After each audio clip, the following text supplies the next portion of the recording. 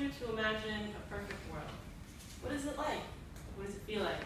How is it different from the world that we're living in now?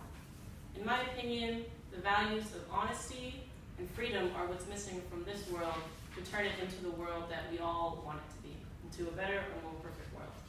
My name is Jenna Mack, and I'm here today to explain to you my core values of freedom and honesty and how they help me to imagine a better world and to live my best life today. So, in my opinion, honesty is like the earth, which I've represented with this cute little cactus that, if you can't see it, I'm pretty pass it around. It's my boy, I grew it myself. Honesty is like the earth because it's the foundation of everything. Just like buildings are built on top of the ground, honesty is the foundation of all relationships. Without honesty, we can't trust each other, we can't love each other, we can't connect and cooperate.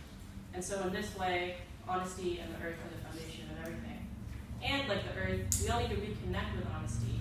If you're stuck in the city all day, you can't experience nature. And this is similar to how if you're trapped in a relationship or a job, you're not willing to be honest with yourself that, hey, maybe I want to leave this situation, maybe I want better for myself. So we all need to reconnect with honesty and with nature. Also, honesty is really good for your mental health, just like going outdoors is really good for your mental health. It lightens your spirit and it makes you feel more connected with the world, and it helps you grow. And like the climate of the earth, honesty is under threat. According to the Guardian newspaper, 100 companies are responsible for over 71% of climate change. And this is similar to how corporations threaten public honesty by lobbying for policies and politicians who are not the most honest of people. And so if we want a more honest world and a better climate, we have to work for that collectively. And so I discussed how honesty is like the earth, but what is the second value? Freedom like? Well, it's like the air, which I represented with this cute little cloud pencil holder. You could also pass it around.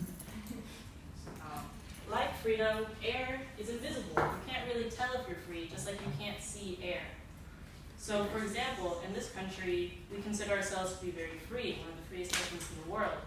But our borders are very tightly controlled, and your passport can be revoked for certain crimes.